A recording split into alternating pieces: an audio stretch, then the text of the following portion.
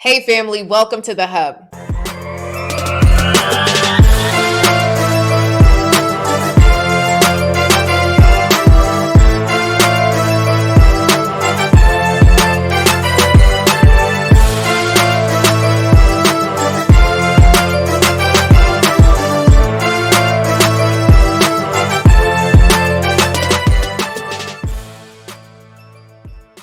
What's up? It's Coach Cass, and I'm back, and I'm so excited because today I have someone really special that I met on Clubhouse. You guys know I'm always in the club. So today I have Lyssa deHart, who is from Seattle. Wow, we're in two totally different spectrums of the country. But what's so beautiful is that Lyssa shared a little bit of her story in Clubhouse, and I had to know more. Lyssa is a whole life coach to get your whole life together, and we are just excited to have you here. So welcome, Lyssa.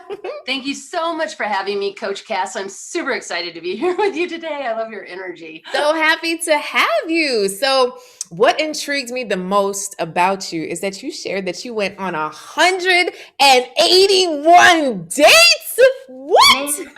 I know. I was like driven. I was really driven. It's sort of funny. I think like all of us, we have this story of where we came from, and where I came from did not really demonstrate this is what a healthy relationship looks like. And so I came out of that going into a lot of relationships that were pretty fairly unhealthy as a result of that. I went to graduate school and got my MSW, and I didn't date at all. In fact, I really just took a hiatus. I'm like, I'm just going to go to graduate school and just focus here, be with my friends, study, blah, blah, blah. But when I got out of graduate school, I was like, okay, now I'm ready to kind of sort through what it is that I'm looking for in a relationship.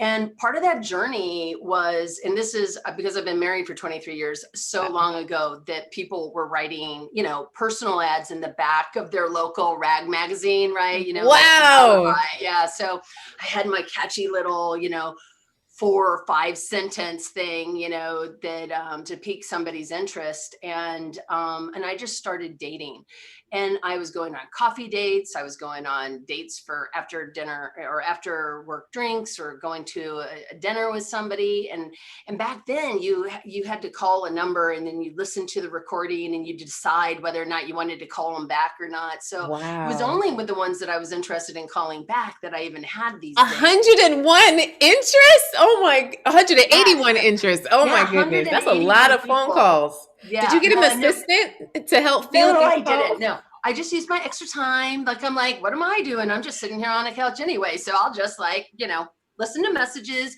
call somebody, have a conversation. And I got really good at assessing pretty quickly, sort of like where I was when I was talking to this person, if it sounded like I was even interested in getting to know them. Mm-hmm. And it was a bit of a transition, because at the beginning I was like, please, somebody love me. Please, is there somebody out there for me? I want to be loved. I want to be loved. I'm so lovable. I know there's somebody for me. Like all the messaging that was going on in my head. And one of the things that I realized through this process was I was using an old pattern, which is the same pattern I came out of childhood with, which was, how do I perform to be good enough so that you'll love me, right? Like, what do I need to do? Put myself into a little Pringle shape or whatever in order to fit what you were looking for. And what I had found with that particular pattern was I ended up in relationships with people who fell in love with who they thought I was, because I was pretending to be what I thought they wanted. Ooh, that's not good at all. It is a lot of work to keep that up when that's not who you really are, right? Mm-hmm. And so I started playing with this idea in graduate school. And so when I got out of graduate school, I decided to really, let's do a research project here.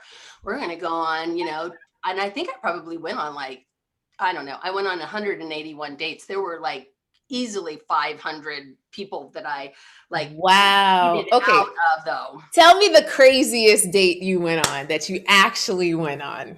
Okay, so one of the craziest dates that I actually went on was with I was a lot younger, so a young man, and we meet at the restaurant, and it was so interesting because he had described himself so completely differently. And this was different than today where you see a photo of somebody, but there's that shock, like I wasn't like, I'm all that in a bag of chips. I was like, I Mhm. kind of look a little like this, and this is what you can expect when I walk through the door. So you're not like, what? And I saw him, and it was like he was, I want to say it felt like he was 40 years older than he looked like how he had described Oh himself. no, He had not aged well.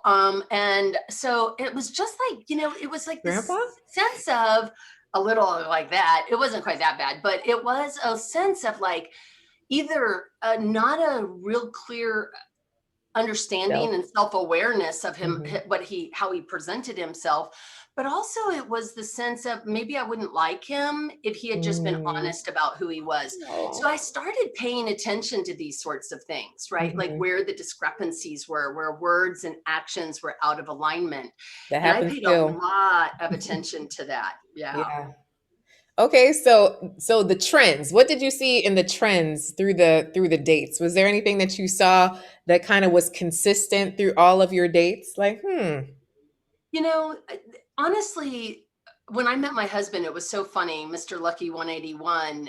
We ended up he in was the last date? He was the last one. When I met him, I was like, I'm like, okay, I think I'm going to give this a whirl and see where this goes. And then it's just kept going and going and going. So 23 years Wow. Wait, later, wait, pause. Let's wait, pause. There we go. 181. How did you keep up the strength? Because so many women get frustrated in the mhm, dating process, right? So it may not look the same as what you went through, but it kind of does, right? Because it's the swiping and going through the people and the hundreds of folks and who do you talk to and the conversation. And you actually left your house. This was before Zoom. So you actually left your house to yeah. meet these people in person, 181 people in person. So how did you keep the gumption to keep going? How did you do that? I think the engine going is a really good metaphor for what it had to be. To some degree, I was having fun with it. I made it into something I was enjoying, and I was looking at it as an opportunity to meet people, not find the one. And I think that that's like, so I just took I a like lot that. of pressure off. And I would say to people, because of course you had to have a phone call because, you had to have a phone call because you just had a personal ad. And I would just say to them, look, I don't know if there's chemistry between you and I don't believe that you can invent chemistry. So if there isn't any chemistry, no harm, no foul. Like you're not going to hurt my feelings. And I'm going to tell you, I will not like go on a second date if I'm not interested in you. And if you're not interested in me, that's fine too. So we would go to these dates with a lot less pressure Ooh, about them being the one. that's And so I good. ended up being friends with some of these guys, even though I wasn't even a little bit interested in dating them. And I would say that a few of them we ended up friends and they weren't interested in dating me. So there you go, right? Are you still friends with them now? No, I mean, but that Mm, was like a long time ago, yeah. right? Well, 24, 25 years ago. And I don't know, I got busy in life and, friendships, you have to keep rapport, keep it all that moving, keep jazz. it moving. It's okay. We got to clear the cobwebs. So now back to date number 181. Can Yeah. you remember what made you even go on the date? I know, I'm reaching here. I actually can because he's the love of my life. So I can absolutely remember what it was. So I had really made a transition through the dating process. And that was one of the biggest gifts of going out with so many different people was I had made this transformation from do you like me and the pretzel thing to Mhm. do I like you? So I got really bold and I would just like lay it out in the phone call. And I can't tell you how many men were like, you're kind of overwhelming or you're too much for me. And I'm like, that's cool. If you cannot handle me over a phone call or a cup of coffee, like next, Bye. because Mhm. honestly, thank you for your candor. Like, I'd much rather, like, let's be done, move on. I got another date to go on because frankly, my dance card is full. And so my husband's name is Michael. So he left me two messages on the last personal ad I ever wrote. He was my first and second call. And the first call was beautiful and he was very friendly and I liked his voice. He had a really nice voice and I just got a sense of I liked him. And then he was the second call and he goes, I don't know if you got my first message because I realized I didn't press pound, so I don't know if it's saved. So either I look like an idiot and I'm just repeating myself, or you have no idea what I'm talking about. And I started laughing because I was just like, I love the confidence to just like call back and be real about what just happened. And Yeah. then say, and if I didn't leave a message and you don't know what I'm talking about, I'd still like to meet you for a cup of coffee. And so he and there was a lot going on. I was dating a lot of people. And so it took about, I said, yeah, sure. So I called him and we talked, but he had to leave and I was going to call him back, but I got busy because I was dating a lot of people. So I call him like literally 2 or 3 weeks later. And Oh my goodness. I don't even know if you remember me, but you called my personal ad twice and we had a little quick chat, but I'd love to meet you for coffee if you're like still interested. And he was like, I didn't think I was ever going to hear from you again. And I'm like, surprise. Yay! So Your lucky day, buddy. so we go out on our first date and it was the chemistry was there, so there was the physical chemistry, but even more important than that, I had already started really paying attention to the things that were important to me, like the values that were going to be really important in how people are and just our being in the world, right? Yes. And so he was interested in me, like he asked questions about me too. It wasn't just me asking him questions and listening to him. And we went from coffee to a bookstore and we proceeded to walk through this bookstore and just talk about all the books that we had loved and read. And we had read many similar books. And so we were just like chatting about things and we were getting a sense of shared interest. And then we even had like some really serious conversations. Like I said, look, this is kind of who I am. And if I'm overwhelming to you, like, I'm a therapist and I was a therapist at the time. And I said, everybody comes into a relationship with baggage and that's the whatever, but I'm not interested in carrying your baggage down the road. So if you've got baggage, which we all do, you need to be able to push, pull, trolley, dolly, drag, carry. I don't care how you hump your baggage down the road, but you need to be able to carry it yourself. And what I offer you is that I promise to do the same also, which doesn't mean I'm not there to be like walk with you and be like, that's really heavy baggage and I got it. I'll talk you through carrying it, but I'm not going to take it on for you. And I'm That's not going to ask you to take beautiful. mine on either.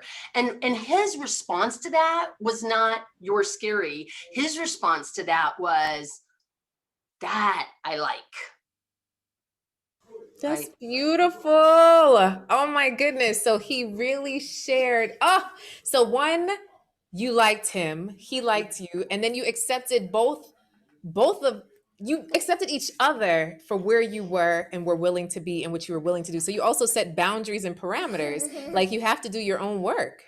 So you met this amazing guy, but one of the things you mentioned in your story is that you had a lot of dates. So I know that's something else that gets really overwhelming with professional women is that they're like, how do I juggle all of this? Right. So I meet John, but then Tim and then Rashid. It's just like, I can't juggle. It's just too many people. Right. So how do you, or how did you juggle that the dating, the verb of dating someone and then choosing, like that process right there has been a mystery to many women. So can you help to demystify that for us, Lyssa?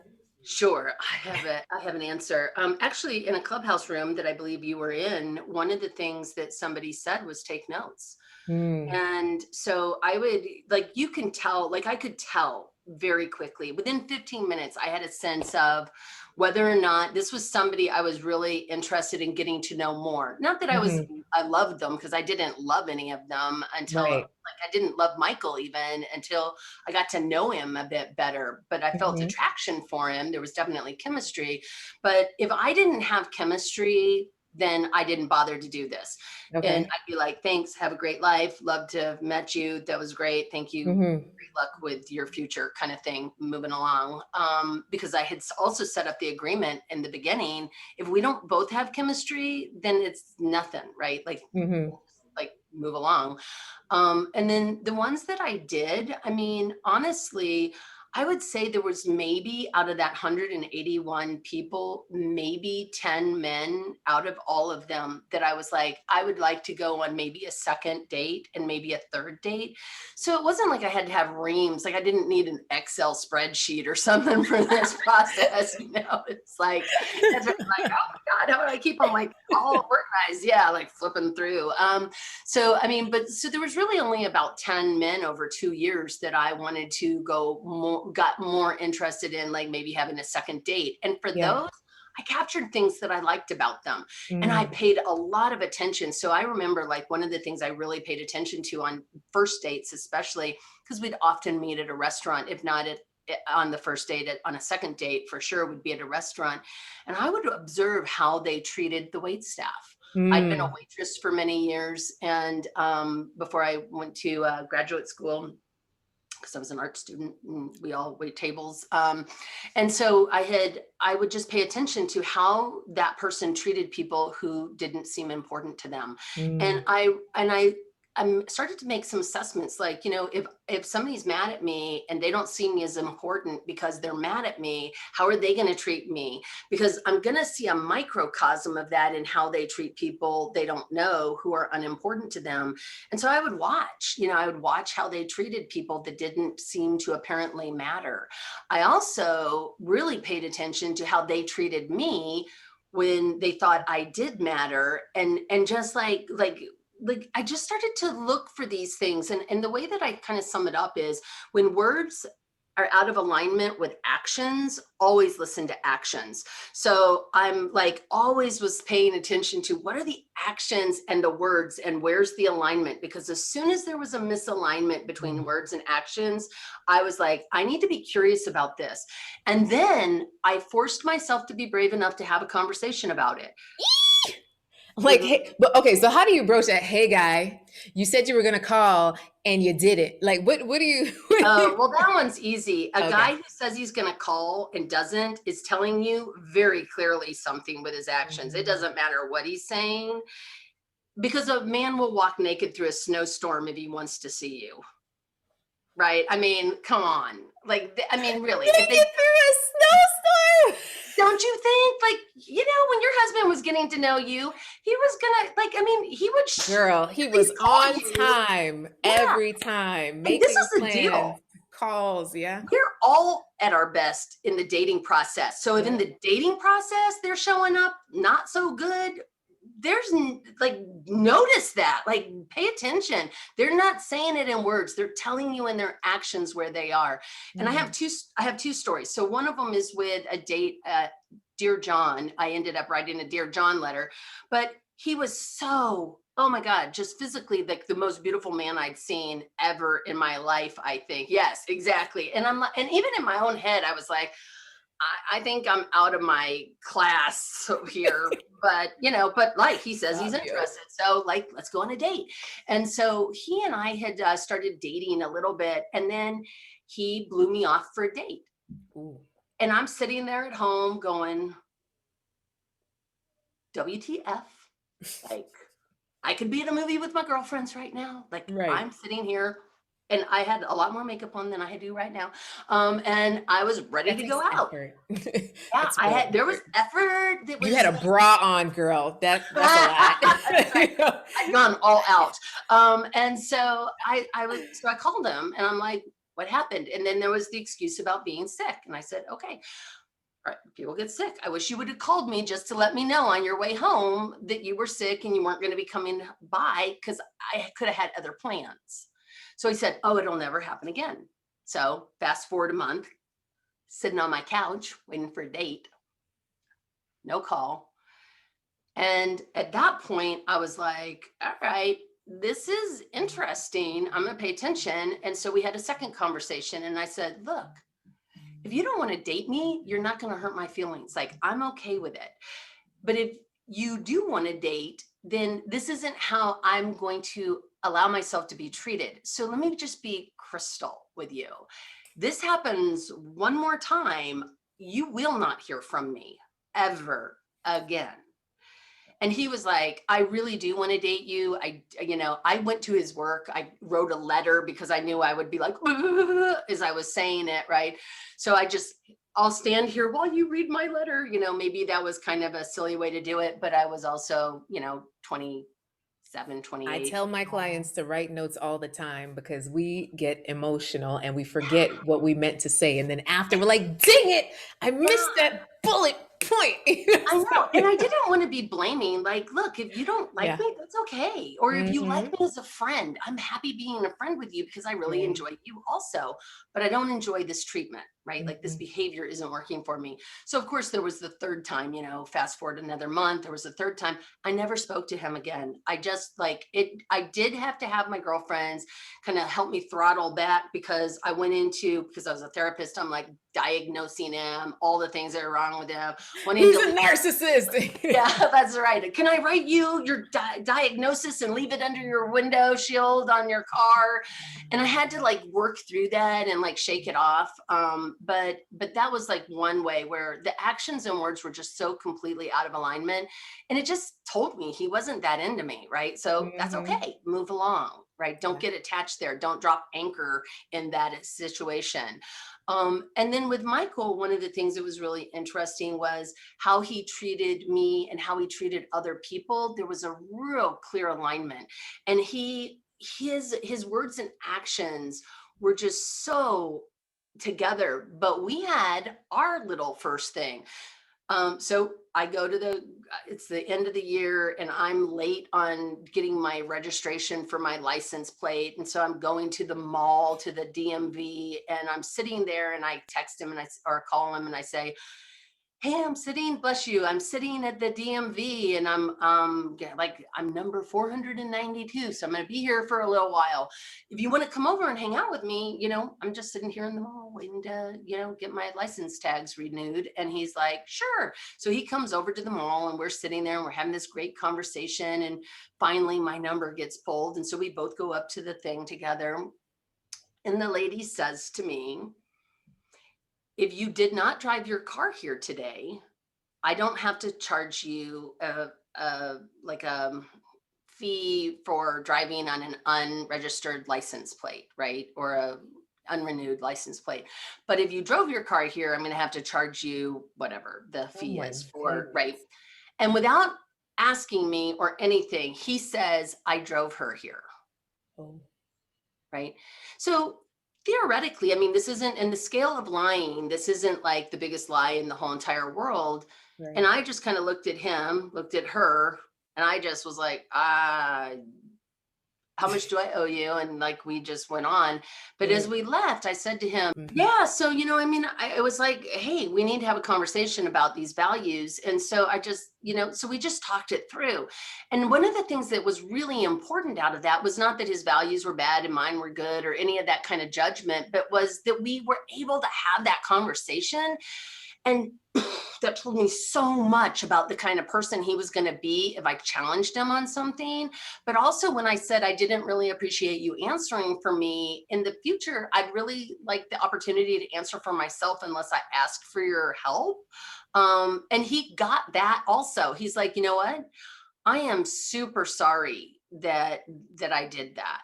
So the alignments in our values, like where were they? And so we just had the conversation, and I learned so much about who he was as a person by the fact that he was fine when I said, I really didn't like you answering for me. I mean, I like you, but I don't really know you very well. I invited you here to get to know you better. And then the other thing is, what does honesty mean to you? Because I had driven myself to the mall to get this license.